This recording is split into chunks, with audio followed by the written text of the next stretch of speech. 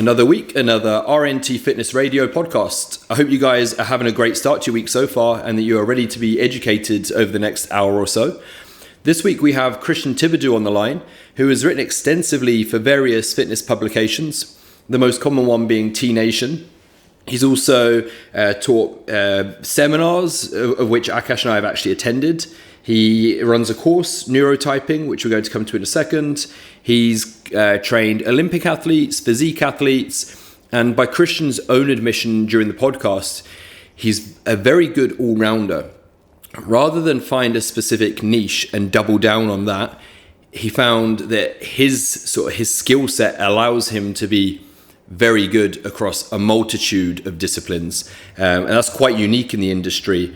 So, as I said, I don't want to give too much away in terms of the neurotyping. I want to hold that back and see what you think of how Christian puts it across and his theories behind it, how you can get involved in it if you're interested toward the end of the podcast. As always, if you enjoy what we're doing, please just hit subscribe. I hope you enjoy. But Christian was saying that he's got anywhere between 30 minutes and 5 hours.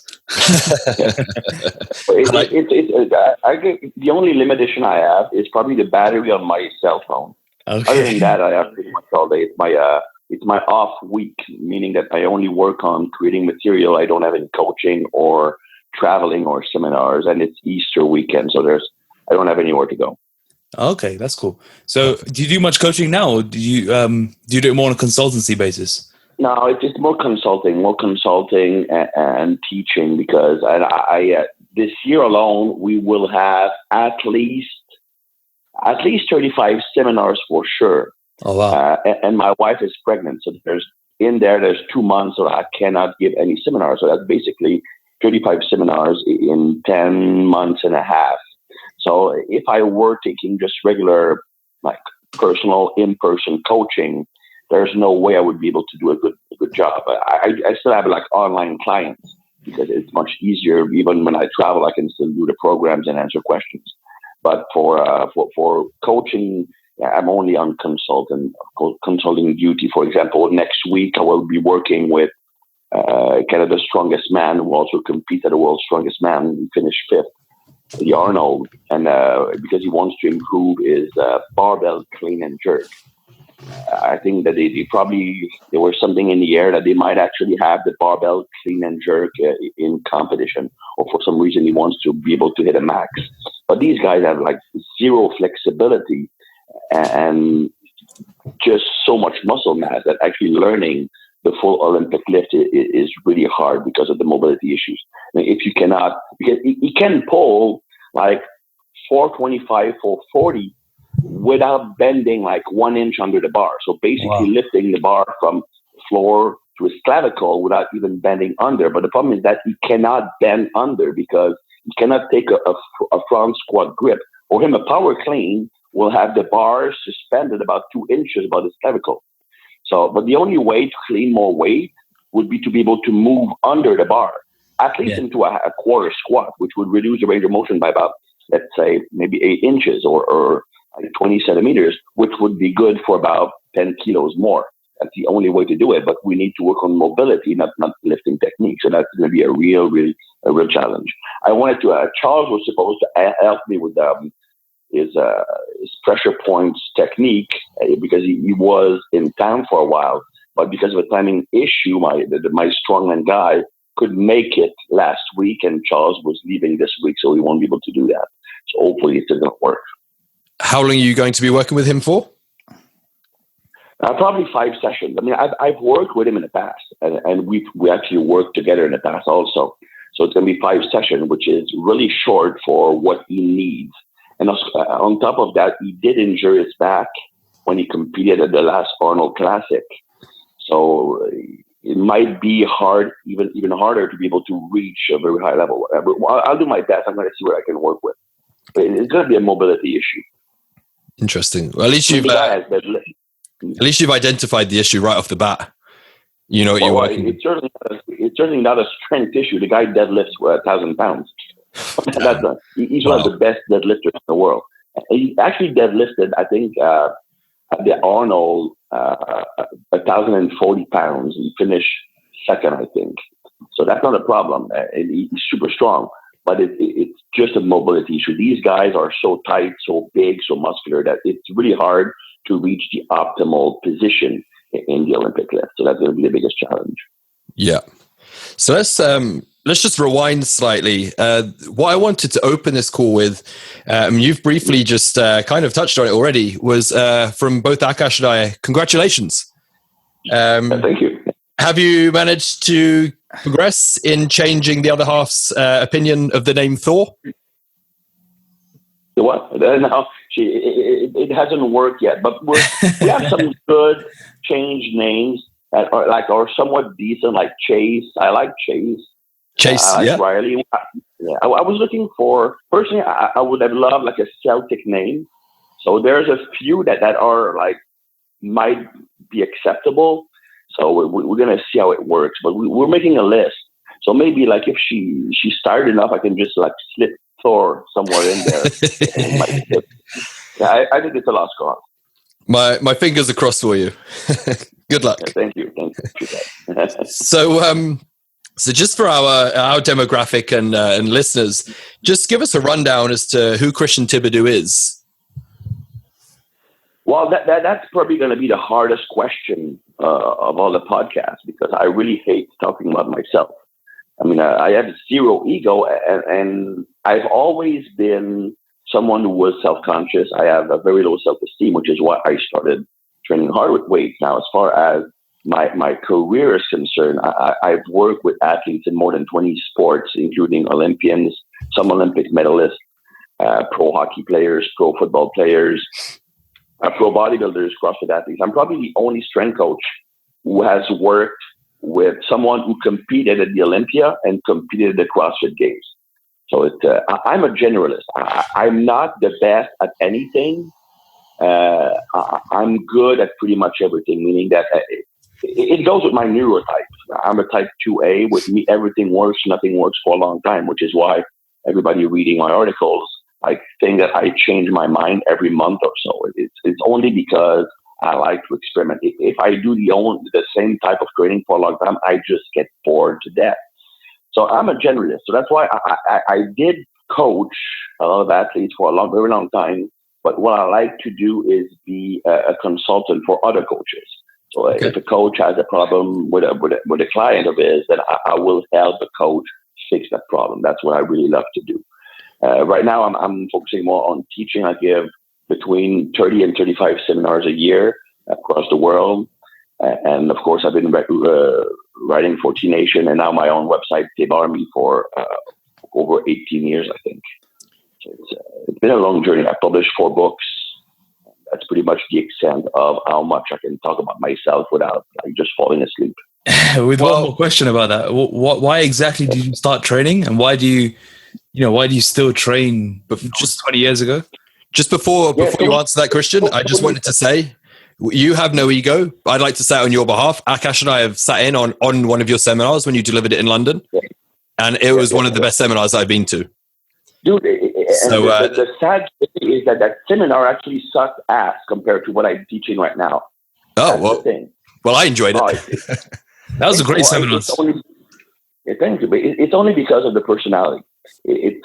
I think that I'm good at communicating, like taking information and making it not only accessible, but interesting to people. Now, in London, at the UP Center, it was really more basic stuff, because it was just loading parameters, what makes the muscle grow and stuff like that. But it was still interesting, but it's much less advanced what I'm teaching now. So hopefully I'll be able to come back to the UK and teach that part again. But yeah, I have, as you mentioned, I have zero ego.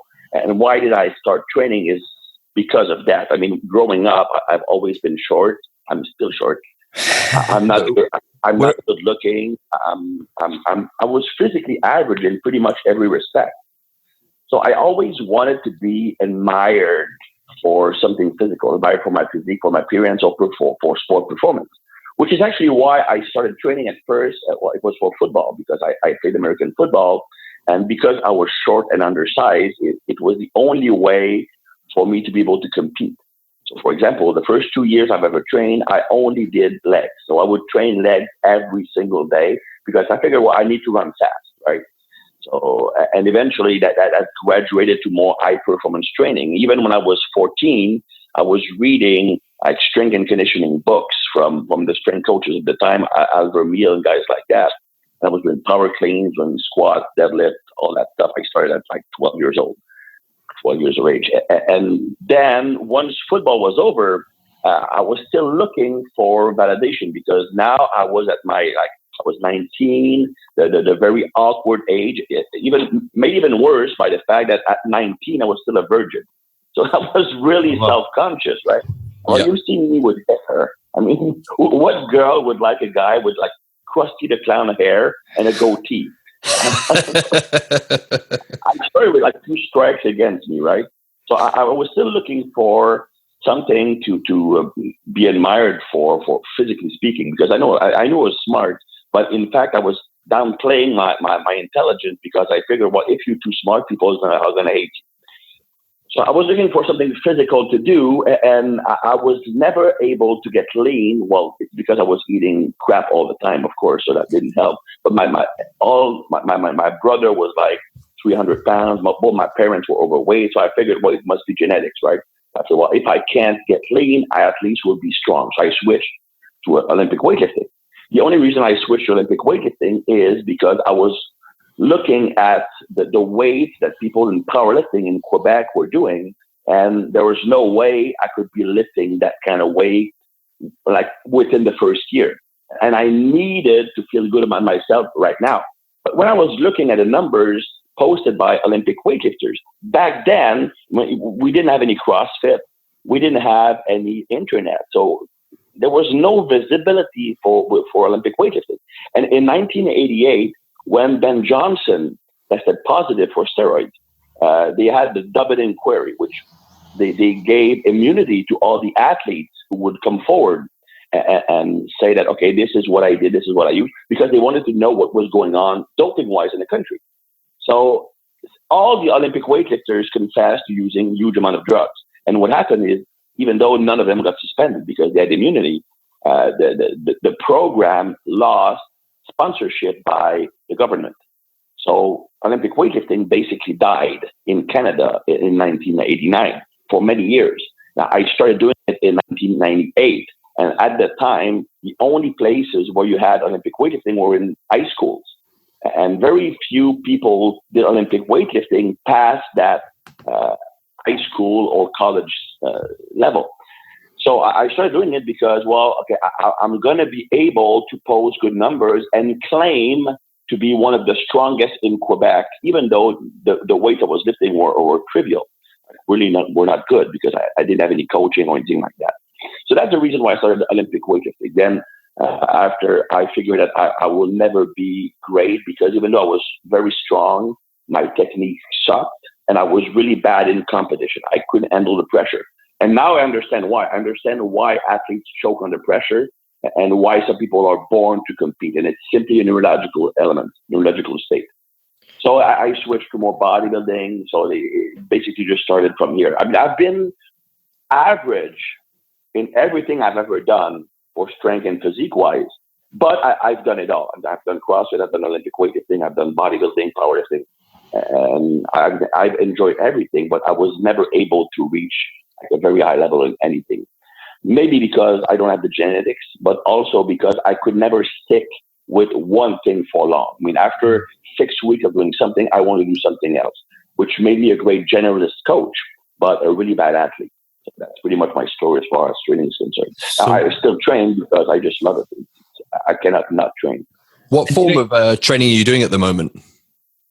Right now, it's right now. Yeah, I did my so I did a few months back. I did a photo shoot, so that was mostly bodybuilding work, and I stuck with bodybuilding work for about 4 months, which is really unusual for me. So when that was done, I was sick of tired of it. So I switched back to more of a strength training program. Right now, what I'm doing is basically the West Side barbell kind of lifting. The only difference I have is that I don't have the dynamic effort for the upper body, because I still have a shoulder issue because my some of my rotator cuff muscles don't fire properly, so my shoulder stability really sucks. So the dynamic effort work for me doesn't work. I just can't explode from the bottom, which used to be my strength. So what I'm doing is, instead of the dynamic effort day on upper body, I do instability day. So I do bamboo bar pressing, I do hanging bend technique pressing, stuff like that. That's a rotator cuff, just to rebuild my shoulder stability in the meantime. But the rest is pure bar with side barbell. So, you're saying you struggle with sticking to one program, and you mentioned it's to do with your neurotyping. What exactly is going on there? What's the reason? Well, there are 5 neurotypes, and each neurotype has one word that describes them. I'm a neurotype 2A, so the key word that describes me is variety. So what I need is to add variation for training, nutrition, even lifestyle. I mean, I cannot do the same thing over and over and over again. Even when I was a coach, I couldn't work at the same facility for more than a few months. I would just get sick and tired of being there, even though it was the greatest facility in the world. I mean, when I was in St. Louis, right, I was at the Central Institute for Human Performance. I was with my friend Stéphane Cazot, with André Benoit, with Alexandre Bernardin. Originally it was like a Polkin center, but that's a different story. So it was a great center. We had pro hockey players, pro football players, awesome place to work at. And after like 6 months, I was there working on the weekend because I was the only coach who was working on the weekend. And it just hit me, I don't want to be here anymore. So I just left a note. I'm going back to Canada. Thank you.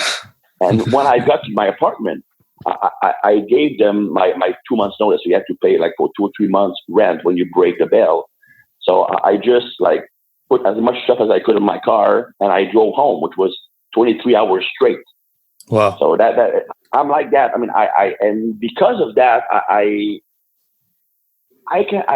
have many regrets, because it's same thing with clients, right? I mean, I will work with a client, we will prepare for a physique competition, the client will win, then that client becomes boring to me. So it's hard for me to stay motivated, which is why I figured, well, you know what? I don't have the mindset to be a coach, because after a few months, I lose interest. So what I need to do is find a way to use my strength, which is fixing weaknesses, fixing problems, and use that. And that is what I'm doing now. I'm being more of a consultant, being more of a teacher. That's pretty much my. So is that why the seminars appeal to you, because you can travel the world and you don't stay in one place for too long? Exactly. And every seminar I give, even though it's the same material, will always be different. And even during the seminars, I do learn a lot of stuff. Here's what because my neurotype is adrenaline driven. The neurotransmitter that potentiates my brain the most is adrenaline and noradrenaline. So every time I present, my brain is sped up and my personality changes completely. I become extroverted, I become confident, I become fun and funny, which is the opposite of what I am normally am. And it also allows, I learn more when I give a seminar than when I'm studying, because when I'm giving a seminar, my neurons go so fast that I'm thinking at like twice the speed I normally am. So I make all kinds of connections. I'm teaching, like just for example, last week I was teaching and I made a realization why the type 1A, like the very extremely competitive, the people who are built for strength, those who are very confident, very vocal, I always knew they can't tolerate volume, but I never understood the reason why. And mid-seminar, I realized, oh shit, that's the reason why the neurotype 1A and 1B recover really fast from heavy workout, but can't tolerate volume. Okay, the reason is serotonin. What happens is that every time you amp your nervous system up, we talk about activation, like you activate your nervous system when you're lifting, for example. The more force you have to produce, the more you excite your nervous system. Your neurons are starting to fire super fast. And when you are activating the nervous system, what happens is that you're thinking faster, your motor programming is faster, the muscle activation is better, the reaction time is faster. Basically, you become a more effective physical and mental machine. Now, if you would go the extreme case, or if you speed up your nervous system too much, then the opposite happens. If you're speeding up my nervous system too much, what happens is that I'm overthinking. My brain is going so fast that I will suffer from paralysis by analysis. I start to think when I'm competing instead of just reacting. The increase in muscle tone, the increase in muscle contraction becomes muscle tension, which reduces mobility. So that's why some people, for example, they will choke under pressure, because basically when you're competing, what happens is your brain goes fast. But if it goes too fast for you to control it, then you will start to overthink. You will start to, everything goes too fast. I mean, you are doing a sport and it looks like everything is moving at twice the regular speed. So that will obviously mess up your coordination and muscle tightness from the overactivation of the neurons, especially in the flexor muscle, will mess up your technique. So that's why some people choke. But getting back to our type 1A, the neurotransmitter responsible for calming the nervous system are either serotonin or GABA. So when you are amped up, when the nervous system is firing on all cylinders, the neurons are twitching or firing super fast. And if it goes too fast, you need to bring them down. And that's the job of serotonin or GABA. That's why people who have lots of serotonin will be a lot better under pressure, because when they are competing, adrenaline or dopamine will amp up their brain, so they are more competitive, they are stronger. But if it goes too high, then they lose control, they lose focus, they become tight. So them, because they have a lot of serotonin, they easily calm their brain down and keep it at the optimal level, which makes them a lot less likely of choking under pressure. Now, if we take that to the workout itself, now, when I'm training, let's say I'm doing heavy lifting, maximum effort method, or explosive work, very neurological training session. After the workout, my nervous system is firing on all cylinders, right? Yeah. Now, what you need to do is calm down the nervous system after the workout. Because if the nervous system keeps firing on all cylinders for a few hours after the workout, I'm using a lot more energy and resources because the brain is going too fast, okay? Yep. Ask anybody who has had a panic attack, they are drained after it, even though they were not physically active. And they will even have muscle tightness, muscle soreness, because anxiety created a very much higher level of tension, especially in the flexor muscle. Now, if you are type 1, 1A, 1B, very confident, very competitive, you love performance training, you much more than muscle tension, muscle contraction training. You are vocal, you want to be a leader, then that person has a lot of serotonin.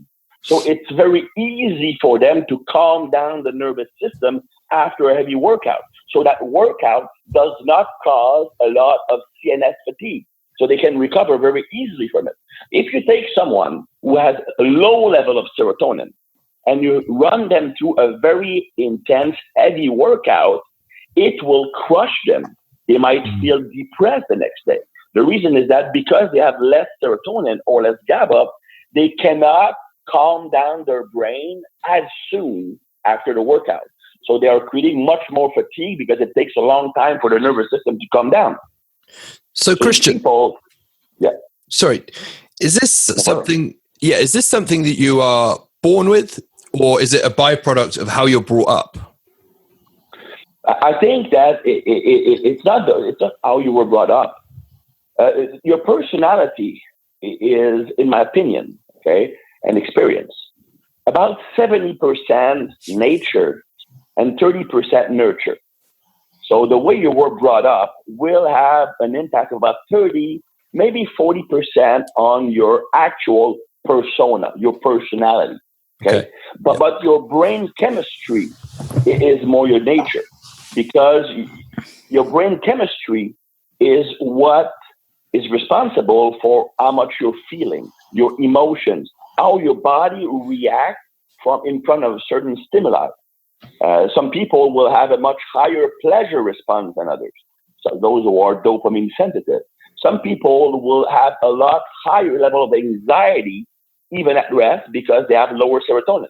People who are introverts normally are introverts because they have low serotonin levels. The serotonin, of course, some people might have been like raised in a family with zero social contact. Of course, that will make you more of an introvert. But if you are like raised normally and you have low serotonin, you automatically will be more introverted. Why? Because you have a higher baseline intense anxiety level, because you cannot control your neurons as much. So every time your neurons get activated, you have a really hard time bringing them down, which is what anxiety is. Anxiety is simply your brain firing too fast and you feel like you're losing control of it. And also when that anxiety increases, you also increase muscle tightness, which is why some people who are anxious are also more prone to injuries in the gym because of that increase in muscle tension, which is not structural, it's neurological. So what happens is that if you are someone with low serotonin levels, you will tend to want to protect yourself more. You are not looking to make a lot of social contact because every new social contact is a potential danger to you. You are more comfortable in your habits. You want to repeat the same thing over and over again. You want to follow a routine. You go with the things that you know are comfortable and safe for you, and you're not looking for change. So that's why these people, when you are training them and you introduce lots of new exercises, new training methods, training tools, it can create anxiety. So it can actually be a negative instead of being a positive. Man, this is it's interesting. Yeah. So Christian, someone who's been under lots of stress, it can have an impact on their serotonin levels. I mean, my wife, for example, has always been someone who was extremely confident, very competitive, always want to be the best. No doubt in her mind, she will accomplish anything she tries. Now, she had two highly traumatic events in her life, and that led to a clinical depression, which is nothing more than either depleted serotonin, bad serotonin transport, or serotonin resistance. So in her case, because of that, now she's feeling better, but she still has symptoms of low serotonin. So she has a bit less energy. She has more self-doubt. She has panic attacks. Now, we are increasing her serotonin, and that she feels better. So if you reestablish a normal or higher serotonin levels, you will also become better at dealing with stress and anxiety. But if serotonin goes down, it will become much harder to deal with anxiety, stress, pressure, and performance and intense workouts. Back to the nature versus nurture argument. If you've got, say, the introvert you described before who suffers from anxiety and struggle in new social situations, do you think there's something to be said for exposing yourself to those situations and putting yourself outside your comfort zone in order to become better in these situations and almost, make the response, the anxiety response you get from those situations less? Or do you think that'll always be a problem? That's a theory, just as the same theory as when you're afraid of something, always try to face your fears as much as possible. I mean, in my opinion, that can be a double-edged sword. Okay, yeah. Here's why. Yes, by facing something. Okay, I'm going to use a training analogy. Okay, you are someone who's never trained before. The first time you do a squat, it is extremely intimidating. You have a barbell crushing your spine, and you have to go all the way down. It is intimidating. You will have tension. It's hard to go down. But the more you practice it, the more you become comfortable with the exercise. So there is something to be said with experimenting a situation and realizing, okay, there is nothing that's going to go wrong when I do it because I've done it many times, right? Now, with meeting people, with stuff like that, there are other issues. For example, if you are to become desensitized to something that stresses you out, you would have to have a positive experience every time you do it. So for example, let's say, okay, I'm introvert, so I'm going to force myself to go meet tons of people and make contact. And if 80% of these contacts turn out to be negative, I'm actually going to reinforce my fear and anxiety. It might have a drawback. Another thing. Let's say that I have an anxiety issue from meeting new people. So every time I meet a new person, it creates an anxiety response. Every time I'm creating an anxiety response, I need serotonin to bring myself back down. If I already have low serotonin and I'm putting myself in a situation when I need serotonin to calm myself down, I might actually deplete serotonin faster. So I'm not saying that putting yourself out there won't work. I'm saying that it has potential drawbacks. And it has been my experience that your initial emotional reaction will be the same, even when you have been in that situation many times. What changes is your capacity to adjust your behavior to better fit that new situation. Okay. So some people will have better adaptability than others. So for example, even though they will have a certain emotional reaction, they will become efficient at putting that on the side and forcing themselves to act a different way. But it's mostly because they are creating a persona. Okay. Me, I'm great at doing that. That is one of my greatest assets, but it's also why, because what I see as one of my biggest flaws. I'm great at creating a persona so that I will be functional in social settings. So if I give a seminar, I will project Seminar Chris. Seminar Chris is extroverted, he's confident, he's fun to be around, he wants to help people out, and he's really friendly. But that is not who I am. I'm more introverted, I lack self-confidence, I'm shy, I can't make eye contact, and I have self-esteem issues. So, and with all different situations, I have different personas I can use. So people who are naturally good at doing that will be able to learn how to act in certain situations, but it will never be natural. And some people, you actually cannot say that they are faking it or that it's a persona because they're so good at it. But the fact is, in my opinion, that every time you put yourself in a highly stressful or anxiety-producing situation, you risk depleting serotonin or GABA.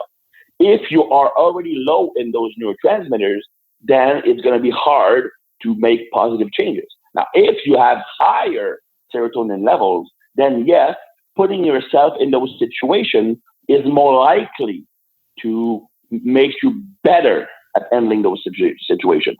So that's why, in my opinion, that's why some people are great at adapting to stressful situations, because they don't represent as much anxiety. It doesn't crash down their serotonin, so they can better adapt to the situation, modify their behavior and stuff like that. But it's a complex situation. So for those people that are listening that can empathize with everything that you're mentioning here, what would be your number one key for increasing serotonin? Because I take it that is a way to kind of, I mean, you're never going to, as you said, you've got somebody that's born with this trait, they're never going to completely get over it. But are there any supplements you can take or any suggestions you have for trying to replace serotonin? Well, I believe that the first thing is diet. Yeah. I mean, if you go on a very low carbs diet, that will of course lead to a lower serotonin level. So right from the bat, someone who has very low serotonin level going on a very low carbs diet is really bad. That's why you have people who become depressive or lethargic when they go on a low carbs diet. Whereas some people, they don't miss a beat. If you have low serotonin levels to start with, then you're going to have an issue. Now, you can compensate. So the first thing is, if you have low serotonin, you want to have carbs in your diet. The problem is that people with low serotonin and low GABA will tend to be insulin resistant. Why? Because their cortisol is constantly elevated. Because when you are anxious, you also produce cortisol. And when cortisol is chronically elevated, it will make you insulin resistant. I mean, just explaining that would take about 2 hours, but take my word for it for now. Yeah. So what happens is that if they're insulin resistant and they need carbs to increase serotonin and also decrease cortisol, but they are insulin resistant, having those carbs could actually create more problems. So what I figured is that they need frequent carbs feedings, but very small, 15, 20 grams several times a day, so that it's not enough to lead to a significant insulin production, but it's enough to maintain a stable blood sugar level, which will control cortisol, and it will also prevent further drop in serotonin. Now, there's also some supplements you can take, like 5-HTP, of course, but 5-HTP cannot be transformed into serotonin if you don't have enough vitamin B6. So most people will need to take vitamin B6 for 5-HTP to be active or be effective. So that's something that would work well. Now, the thing is that some people will be born with serotonin issues, but it will not be related to the amount of serotonin. It could be a serotonin transporter issue. Like, for example, people who are Asperger, like I'm Asperger, so I've been studying that field, of course. Now, people who are Asperger or on the autistic spectrum, high-functioning autistic people, they have issues with both the dopamine and serotonin transporters. It's not that they don't produce that neurotransmitter. They have a problem with the transporter. So even if they increase their serotonin level, it won't have much of an impact because they cannot get it to the receptor. So that would be a bigger problem. So that would be one thing to consider.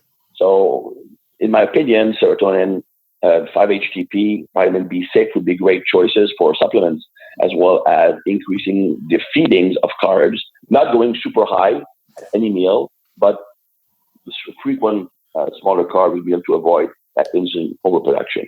That would be probably the best approach for someone who would want to fix serotonin level.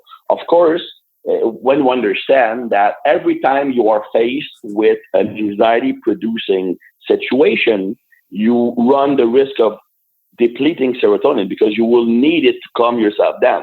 Of course, if you can find a way not to put yourself in too many of those very high anxiety-producing situations, that's going to help. For the workouts would be completely different for someone who has serotonin issues. Because if you have serotonin issues, your nervous system, when you walk into the gym, is already firing on all cylinders. You don't need activation because your neurons are already firing too fast. If anything, you need to calm your brain down to be able to train properly. Why? Because that overactivation of the neurons will increase muscle tightness. I mean, we've all seen these people who are like bean poles. They look like they don't have any muscle, yet they have no mobility. Very tight hip flexors, very tight shoulders, but they don't have like the muscle mass that would explain why they are so tight and have mobility issues. That is because they have more anxiety, and anxiety increases tightness, mostly in the flexor muscles. So if they are activating themselves before the workout, they get even tighter. And that will make it very hard to do the movements properly, especially a squat, bench press, deadlift. And it drastically increases the risk of injuries because of that tightness. So they should not activate before the workout. On the contrary, they should do mobility work. They should do foam rolling before the workout. And I would even have them do mobility work and foam rolling between sets. It's contrary to what we've been teaching, and it would not work for anybody but them. But these guys, their main issue is that their sympathetic nervous system is way too active and their parasympathetic nervous system is inactive. So they need to calm themselves down to be able to perform well. So it requires a completely different approach. If I'm using a high performance, explosive or max effort lifting with these guys, it will take them a week for their nervous system to come back to normal levels before they can train again. So the proper type of training will play a big role in how much they can perform. I mean, these guys are normally not attracted to lifting to start with, but if they decide to start to lift, if you train them like you would train other clients, they will stop after a month or 6 weeks. So we found out that the neurotype can affect sort of training, injuries, social settings, and anxiety. Mm-hmm. What about client adherence in terms of diet strategies? Absolutely. Does it tie into that as well? Absolutely, both training-wise and diet-wise. I mean, guys like us, training is our passion. So if we try a program that we really don't like, The worst thing that will happen is we will just discard the program and move on to something else, right? But the average Joe who goes to your gym and hire you as a coach, he's not passionate about training. He just wants the results. So if he doesn't first get the results, but also if he hates every minute of it, he won't stick with it.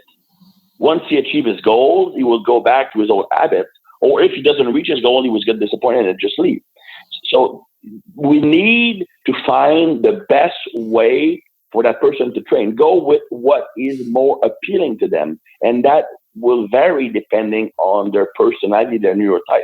Some people will respond better to mind-muscle connection type work. Some people will respond much better to heavy lifting. Some people will need explosive and heavy. Some people will need a mix of everything. And some people, like the type 3, they need to do the same thing over and over and over and over again. And it has to be really technique-based. So the approach of training you're using will have a big impact on how motivated the clients stay if they are liking the program and they will stick with you. Now, we can go even further than that. Understanding neurotyping and the personality of a client also teaches you how to coach them. By when I say how to coach them, I mean how are you interacting with them. So, for example, you have several types of coaches. I mean, you could be like the drill sergeant kind of coach. Come on, do one more. Let's go. Do it. Like very verbal, like very loud, very motivational, lighting a fire up your ass. Okay, so that would be more. That's going to work well for people who are very competitive. Like, for example, when I used to train hockey players, I would challenge them and make fun of them in the gym. Like, dude, you look like you lost tons of weight. There's no way you can squat that weight. My girlfriend's stronger than you are. He wants to prove me wrong. He's going to lift that weight. But if with some people who are more anxious, less confident, you are using that approach, you will destroy their confidence. Their anxiety will shoot through the roof. They risk injuries and they will hate every second of it. Some people need positive feedback. Some people need lots of coaching. If you are someone who's extremely competitive, very vocal, very confident, performance-driven, number-driven, the worst thing I can do is overcoach you. Okay, put your knees at that angle, put your feet at that angle. I want you to squeeze the bar with your hand, contract your abdominals. You're going to throw a 25-pound plate at my face because it will kill your motivation. Okay, these guys just want to do it. Now, if I have a neurotype 3, very anxious, lacks self-confidence, he's really self-protective, does not want to get injured, overly tight, that person will need every possible technical cue you can give them because it reassures them. The more they know about a movement, the better they feel. So that's a different approach. Now, some people will need positive feedback. Some people, positive feedback will decrease their motivation. So the way you approach each client will depend on the personality. Now, as far as diet is concerned, okay, the type of diet that each type of client can do, it will vary. For example, if you took, again, the very intense personalities, the people who are competitive, who everything for them is a competition. They have very high level of confidence. They are normally great athletes. They perform better in competition and in training.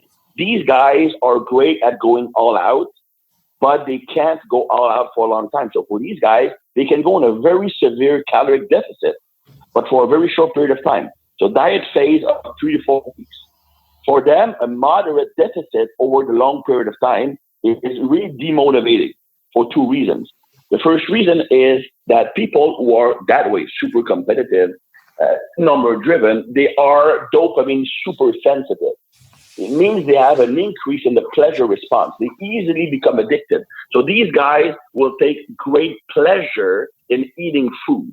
They become foodies. For them, eating is one of the greatest pleasure in life. So if you put them on a restrictive diet for 16 weeks, they just won't be able to do it because they need to enjoy their meals. Now, they can go really, really, really hard for 4 weeks, but they will need a 1 week break after that or 2 weeks break.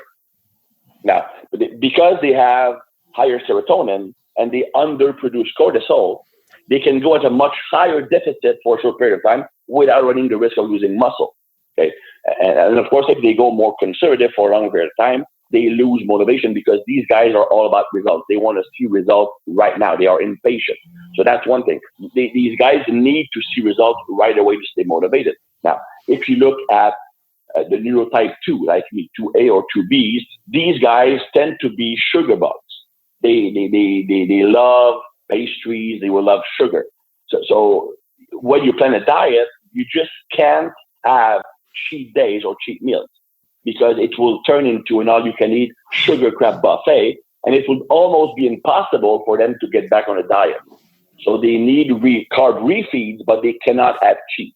It's really important, because these guys, if they have one cheat, it could ruin the whole diet. Now, the cool thing is that type 2, like me, people who are self-conscious, people who have lower self-esteem level, we need other people to feel good about ourselves. People always say that, Christian, you are such a great guy. Now, I'm not a great guy. I'm an asshole, like everybody. Everybody's an asshole.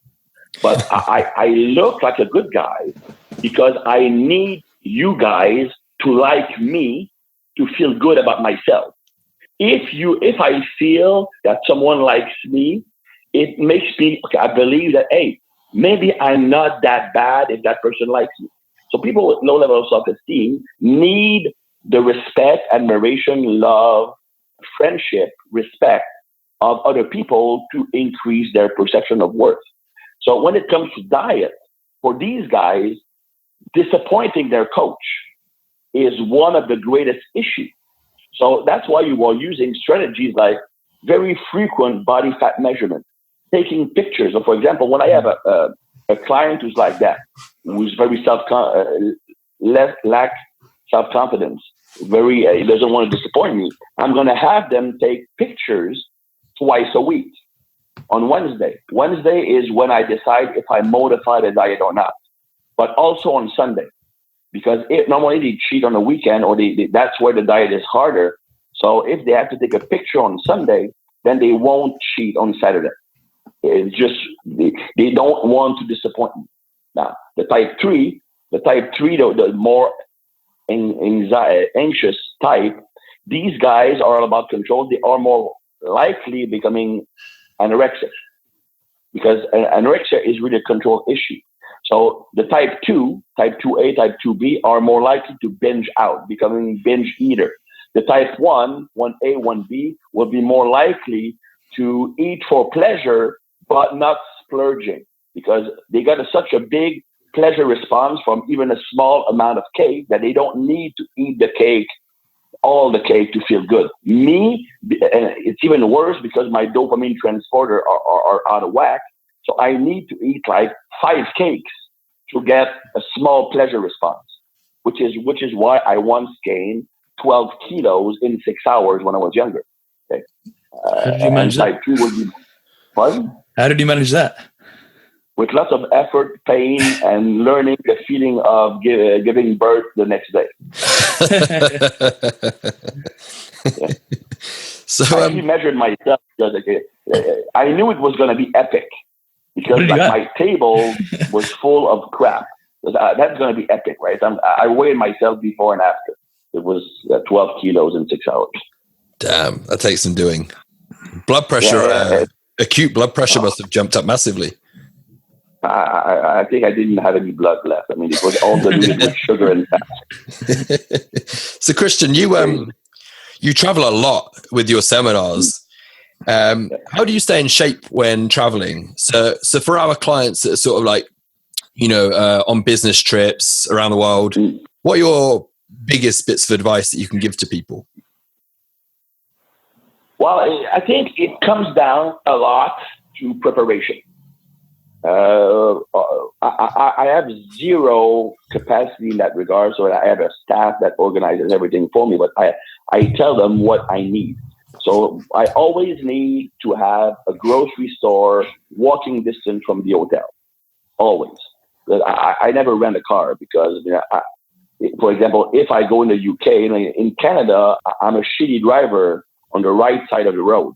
So if I have to drive on the left side of the road in the UK, I'm going to kill everybody. So I never had a car anymore. So I have to have a grocery store at walking distance from my hotel, and the hotel has to have at least a mini fridge, and ideally like a stove to cook. Most hotels can offer that. If you don't have that, at least a mini fridge, so you can actually keep some food in there. But if I have a grocery store nearby, I can keep eating the same thing. Now, here's the thing, okay? Even if you don't have a grocery store, you could. Last time I was in Australia, I actually ate at McDonald's pretty much every day and lost body fat. The reason is that I would order like the grilled chicken, but only the chicken. So I wouldn't have the bun, I wouldn't have anything. So I would just have the chicken breast. I would have the veggies on a separate plate. So you can still eat like a decent, like you get 2 extra. I had like 3 extra chicken breasts, which is about $4 total, and then a salad. You can eat like a bodybuilder even at McDonald's. That's a good idea. Effort. Yeah, it's pretty simple. But even if I want to eat meat, I can just go at a fast food joint and I say, well, just give me the meat patties. Don't give me the bread, or don't give me anything else. You can still eat like a bodybuilder even when you're on the road. The thing is that traveling is really stressful. And the stress, especially if you have a low serotonin level, will decrease discipline. So that is the number one issue. It is not hard to keep eating perfectly when you're traveling. It is not hard. The hardest thing is finding the willpower to do it. Pardon? The hardest bit is finding the willpower to do it when you're tired, you're jet lagged, stressed. Yeah, absolutely. It's not common. I mean, it's hard, but it's not complicated. Now, every fast food joint offers healthy option, and as I mentioned, you can just order the grilled chicken, and just in McDonald's you can have the extra the chicken breast, and it costs nothing, so you can eat pretty well. It's just a matter of when you are stressed. Well, it's just like when you have a relationship breakup, or any stressful event in your life. Instinctively, you want to eat crap. The reason is that eating crap will increase both serotonin and target the dopamine receptors. That will make you feel good, and that will counteract the feeling of being stressed. So it's an instinctive reaction, and your brain actually convinces you that you need that food. And I've been as guilty as anybody. I mean, when I give seminars, I gave seminars. Now I don't do it, but I used to do it. Every time I would give a seminar, I would just binge eat like crazy at the hotel room. It was like hysterical, the amount of food I could put down. What really saved me was traveling abroad. Because honestly, your cheap food sucks. But it's because I'm from Canada. Yeah. In Quebec is even worse. Quebec is the part of the world where you have the most sugar and the most salt in everything. I mean, if I take the same brand of kid cereal in Quebec, it's going to be a lot more sugary than the same brand in the rest of Canada. And it's going to be even more sugary than in the US. And if I go into Europe, well, your cereal will taste like cardboard to me, because I'm desensitized because we have so much sugar here. So because of that, even when I would go to Germany, which is supposed to be like the pastry capital in the world, and I would eat pastries, I would not be pleased with the pastries. So I said, well, if I'm going to get fat, I need to at least enjoy the food I'm getting. So I stopped eating crap because of that. Christian, when you go, when you travel around the world, how do you adjust to new time zones very quickly? So Adam and I are going to California in a month's time, and it'll be 8 hours behind where we are now. What tips would you give for adjusting to time zones quickly? Train. Training is the best way, in my opinion, to adjust to the time zone, using proper training. So, for example, it depends when you arrive. So, for example, let's say that I'm going to Poland, which is only 6 hours in front. So it's not that bad, but still. Let's say I go to Poland. Then let's say I arrive at 1 p.m. 1 p.m. there will feel like morning to me. So I will go training, because if I don't train, I won't be tired and I won't be able to sleep at the right time. So training by creating fatigue or by creating activation. So for example, let's say that I'm arriving somewhere. Let's say you arrive in California and it's 8 a.m. in California. It feels like the middle of the night for you. Well, you can do an activation workout. You do jumps, you do throws, something violently explosive just to whip up your nervous system. So then you can go on with your day. And at the end of the day, you're tired, so you can actually fall asleep at the regular time.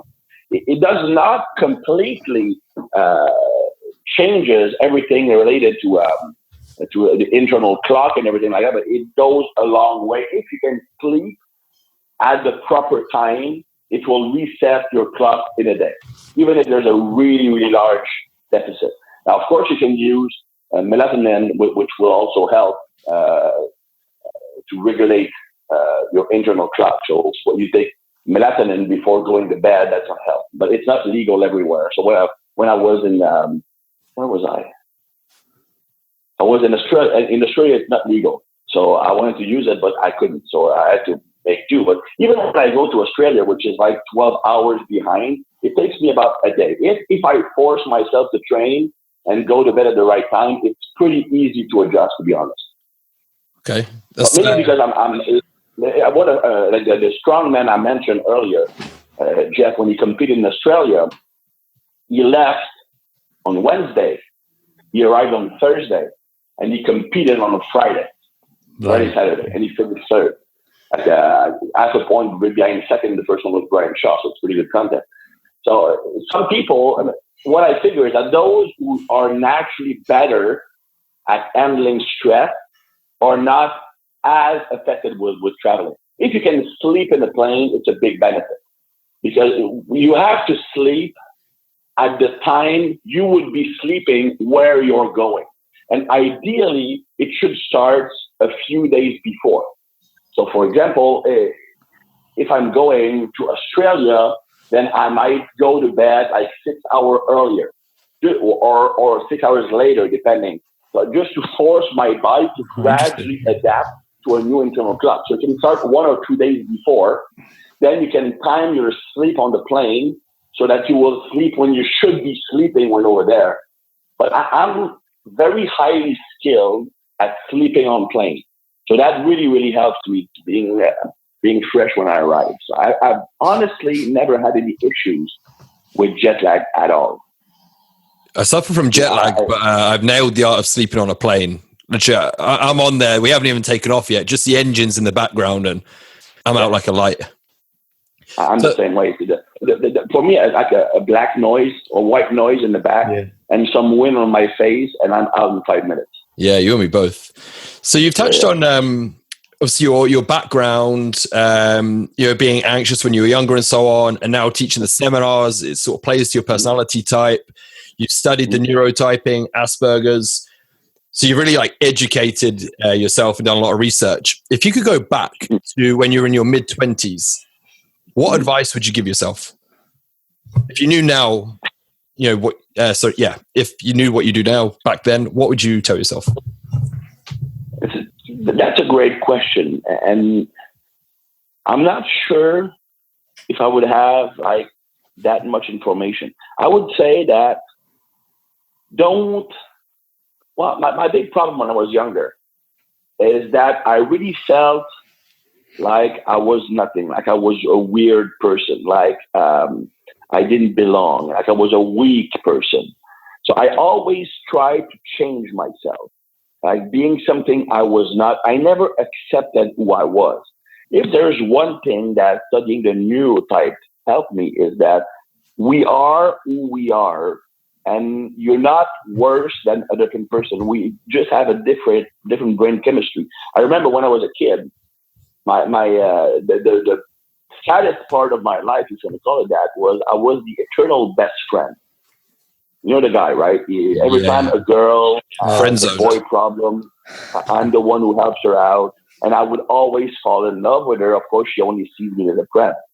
So, and I remember at one point, I forced myself to be an asshole because all of the guys getting the girls seemed to be assholes.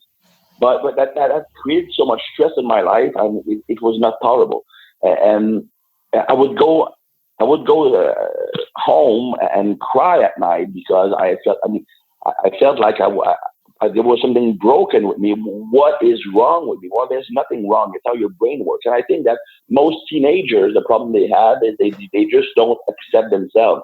What they need to realize is that each neurotype has their own way of functioning, and not one way is better than the other. It's just the way we are. And each neurotype has their own drawbacks and their own benefits.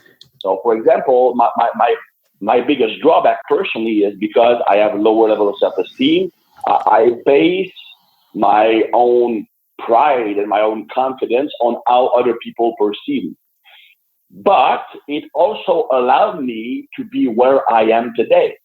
I wrote my first book when I was 19, and I just barely started training people. I barely spoke English, okay? Even worse than now. So it was only because I needed to be respected in this field that I love.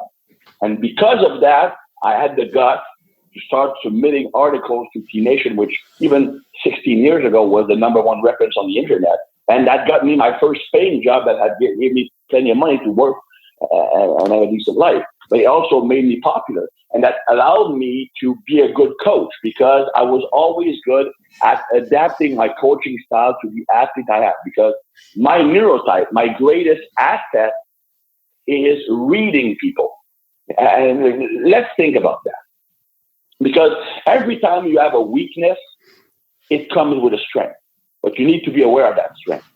Now, when you are someone with low self-esteem, low self-confidence, you need to know that other people like you, respect you, to feel good about yourself. But because of that low level of self-esteem, you don't like compliments. I cannot handle compliments. I hate them because I don't believe them. So if I need you to like me, but I don't believe you when you say you like me, the only thing that's left for me to know that you are indeed liking me is to be able to read it, see it in your nonverbal. So because of that, because of a survival mechanism, my type of personality through the years and growing up, they become great at reading nonverbal instinctively. So when I was working with clients, I knew when they were losing motivation. I knew maybe even before they knew it themselves. I knew it when they were enjoying it. I knew when they were in a great day. I knew when they were in a bad day. So my greatest skill was modifying the workout on the fly to get the optimal result, and also building a strong relationship with every client I had. I was good at becoming their confident, their friend, and making them more confident. So what is a weakness in the eyes of many people? Being dependent on others for your own self-confidence actually became a strength because it allowed me to push hard to reach a point where I was respected, but it also made me great at reading people. So I would have said, focus on your assets instead of focusing on your drawbacks. Every time you have a drawback, it comes with an asset. And every time you have an asset, it comes with a drawback. Do you think if you were aware of your neurotype then, your career would have unfolded in a different way? Maybe I would have been training-wise, I might have had more success. Training as in your own self or training clients? Yeah, training my own self. I would have reached higher levels probably because my biggest problem is doing way too much volume. I'm a stimulus addict. And everybody who is adrenaline dominant tends to be a stimulus addict. And it's simple. It's because every time they train, they get a dopamine, they get an adrenaline rush, and they want to do more. They want to do more. Adrenaline makes you feel strong, makes you feel confident. So it's addictive for people like me who have low self-confidence. Is that is that why you're drawn to the West Side barbell system? Because the rotating exercises, the strive for PRs, and essentially a dopamine hit and the adrenaline rush.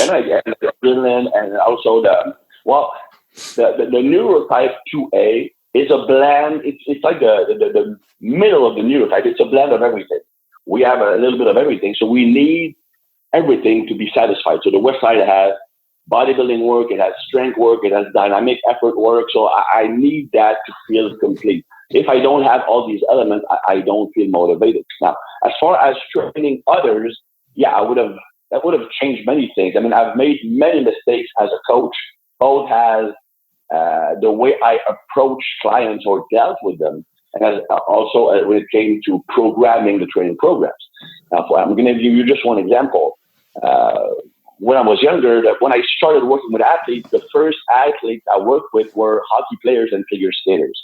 Of course, two very different type of athletes.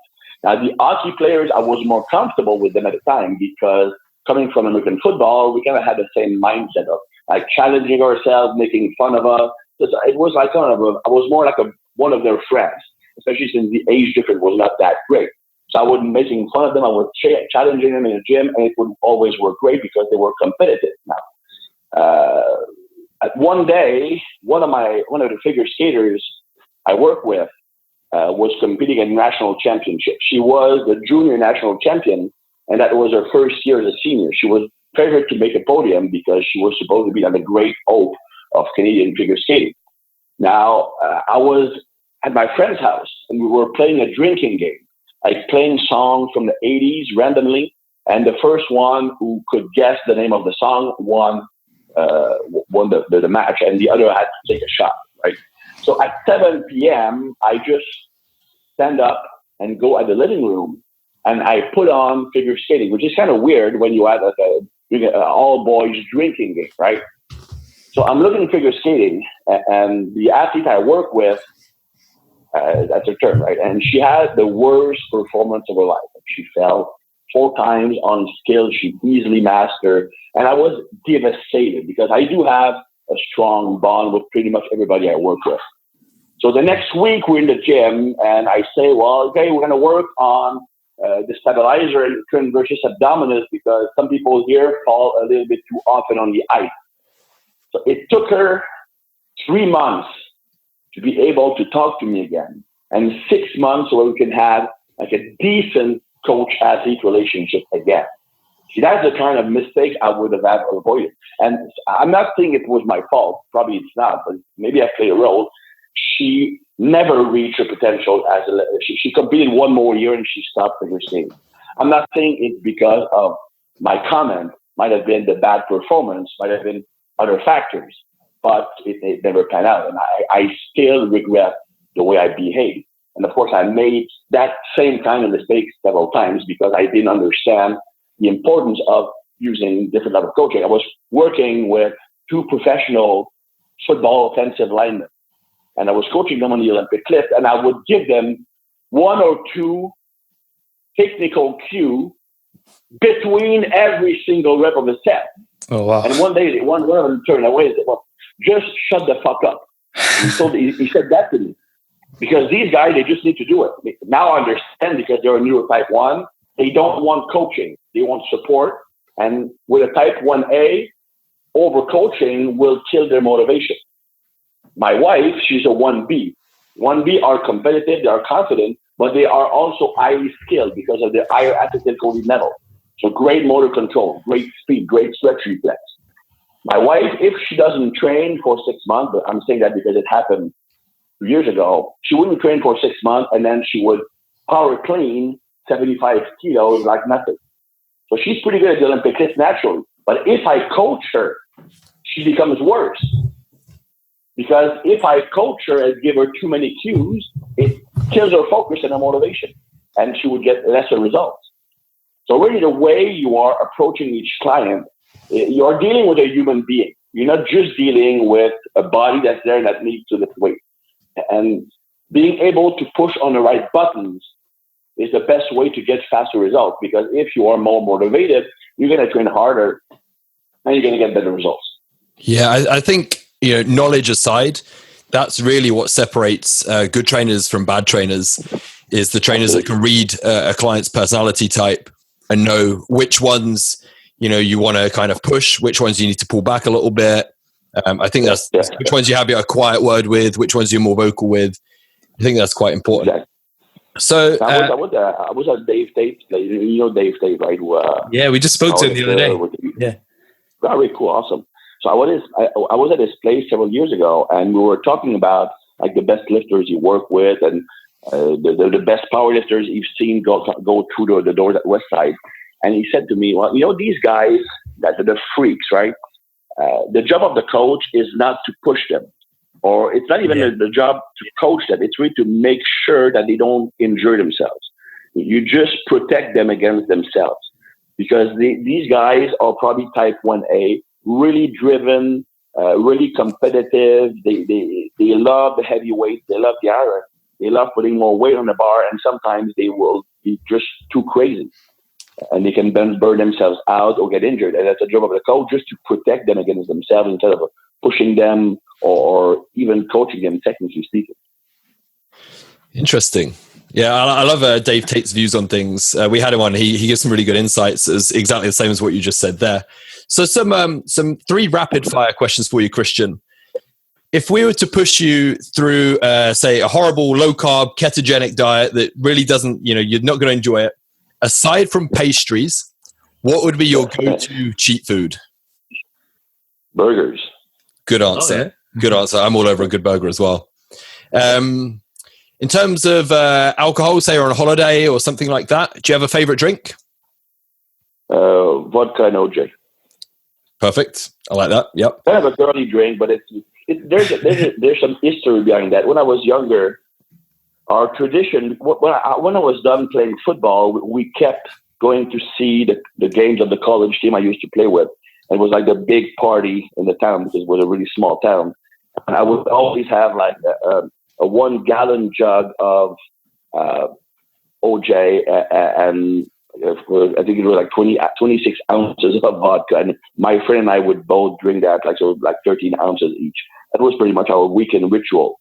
And I mean, I have so many good memories of that time. Not like the throwing up and passing out and getting into fights, but it was like one of the happiest moment of my life. We had great groups of friends.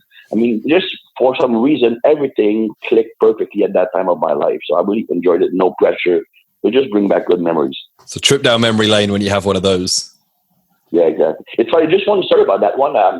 When I was in St. Louis, one of the guys I worked with, but he didn't last long. He moved away after that. But he used to work with one of the medalists in biathlon from Canada, and he was with her at the Olympic Games, and she was like BO before BO even existed. So she would eat like lettuce that was from Tibet, harvested on the 3rd moon of the 2nd month of the winter solstice, or something like that, right? Mm-hmm. And they are there at the athletes' village one day before her competition, and she's eating a Big Mac. And so, what the hell are you doing? I've never seen you eat bread, much less a Big Mac.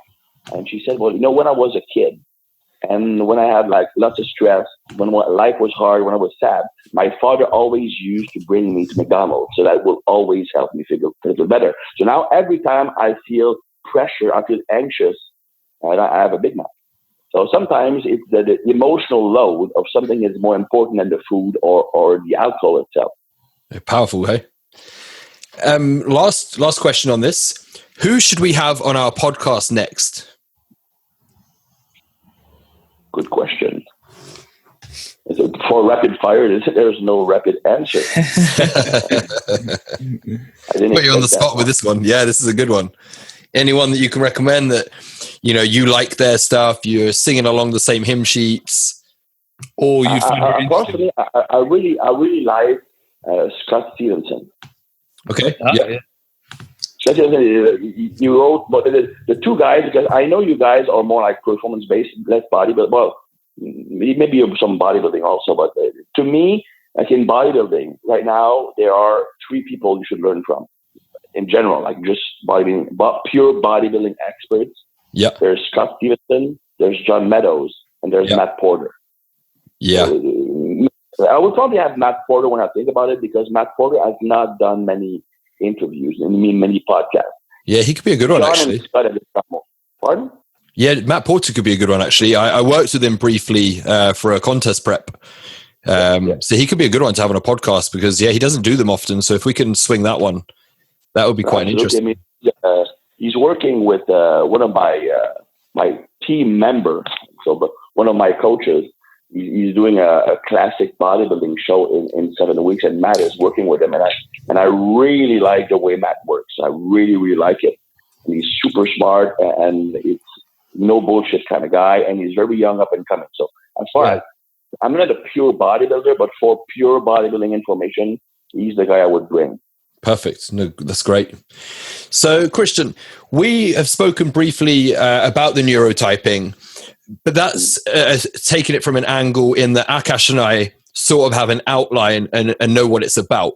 But for somebody that's listening to this that hasn't heard of it before and is looking at potentially doing the course, in a couple of sentences, how would you sum it up really briefly? Just a take-home message. If somebody's interested in it, they've heard us talking about it, in quite a bit of depth throughout the podcast, they wanted to know more. What is your neurotyping course? Who is it pitched at? Who is it for? Who's going to get benefit from it? It's mostly for trainers, because especially trainers who work in gyms, not necessarily performance centers. Because I was in it's funny, because I did a video cast at the gym I trained at when I was younger, and my good friend with whom I trained with was there, and we were reminiscing about training, and he's been training very high level athletes for 20 years, and he works everybody the same way he ever did, because it gives him results and it doesn't need to change. And the thing is that now his reputation is so solid that only people wanting to get strong come to him, and he has a good clientele. So that guy would not need the neurotype as much, because we pretty much know that the only people who will come to him are people who are very attracted to strength, which would be either neurotype 1, 1A, 1B, or 2As. These guys are very, very into getting stronger. You wouldn't get like pure bodybuilding or people who just want to lose weight. But if you work in a commercial gym, you're going to have all kinds of clients. And part of your business is being capable of getting everybody results, and also keeping them for a long time. Because if you can keep a client for a year, 2 years, 3 years, then you're going to make more money. If you just I gain one client and I lose one, then you're going to always stay at the same level, and it's also going to be a lot of stress. So the neurotyping will allow you to be able to right away find the best way each person needs to train to get results and to enjoy the experience. Instead of just trying out many different programs, one will work great, some won't work at all. So it takes the guesswork out of the proper programming selection. And the way it works is because the way your body will adapt to training, the way you perform a certain type of training, the way you recover from a certain type of training is all about neurotransmitters. Which neurotransmitters are high, which are low, which are you more sensitive to, and stuff like that. So you have to understand which neurotransmitters are high or low. But to do that, you need to understand the personality. Because neurotransmitter will affect your behavior, will affect your personality. So by understanding your personality, you know which neurotransmitters will be high and low, and that will allow you to make decisions on training volume, training intensity, exercise selection, variation, best training methods, all that stuff. And that's what the neurotyping method is about. Perfect. That's exactly what we're after. So if you're a coach out there listening to this and you want to help fast track your clients' results through better adherence and everything that Christian has just said, we would really suggest looking into this neurotyping course. So not only has Christian given us his time here, over an hour's worth of advice, but he's also given a discount code for those that want to do the neurotyping course. So for those of you that are interested, just head to thibarmy.com, and just correct me if I'm wrong here, Christian, but thibarmy.com. So THIB army.com. Select the neurotyping course. And if you enter code RNT20 at checkout, you'll receive a 20% discount. So it's a huge thank you to Christian for not only his time, but also for allowing our RNT listeners a 20% discount on this neurotyping course, which I'm actually right after this call. I mean, I've briefly read about it. I've read Christian stuff, but I haven't gone through the course myself. But having now had Christian on the call, as soon as I end up going back and recording the intro, I'm going to book myself on. I appreciate that. No problem. It's awesome. I've had so many feedbacks. I mean, Stephen Jones, who's in the UK coaching rugby and cricket, I mean, he just swears by the stuff. It changed his way of coaching completely. But basically, I don't want to be a guru. And the last thing I want is to tell people, you need to train a person like that. What I'm trying to give them is one more tool to better understand the human beings you're working with and what kind of work they will respond the best to. Great. And then from that information, you can use your own experience, your own training methods, your own favorite approaches, and use them in conjunction with the neurotyping assessment so that you can get the better. I want you guys to take the neurotyping system and create your own system based on how the brain works, but using your own method and experience. I mean, we all have experience. We're all great trainers here. Even we have so many great coaches who are not known, but are super competent. I'm not more competent than others. I just share information. Well, let's be honest. Most trainers know how to coherently write a training program and come up with a diet plan. The missing factor is the psychology. So, absolutely. So yeah, this sounds perfect. Akash, did you want to do the outro? Yeah. So, Christian, where can people find you on social media and online? Well, I have, of course, my strongest presence, I would say at the moment, is Facebook. So I have my own personal account and also my professional account, which is Tib Army. So Christian Thibaudeau Tib Army. So we have like 45,000 followers. So that's our strongest presence. We also have a decent Instagram account, which is also Tib Army, and Twitter, which is also Tib Army. So it's pretty easy, pretty straightforward. You just type Tib Army, you're going to find it. And the most active, of course, are Instagram and Facebook. I go on Twitter once in a while, but I really use more of a Facebook and Instagram accounts.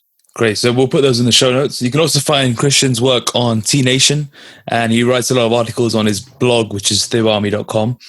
To follow us on RNT, check out RNT_fitness on Instagram, or my own page is at Akash Fagela, and Adam will be at Adam Haley1.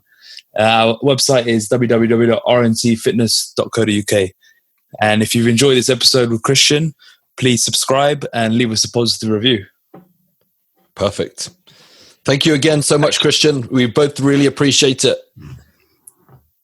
Well, it was awesome. To be honest, I mean, we're all alike, right? We're just passionate about training. We could talk about this all day long. So thanks for the opportunity of just talking about my passion. That's awesome. No, thank you. Really thank you for your time. I really appreciate it. We'll let you know when the podcast is out so you can check it out. Perfect. Thanks, Christian. All right, guys. Bye. Have a great day. Thanks. Bye.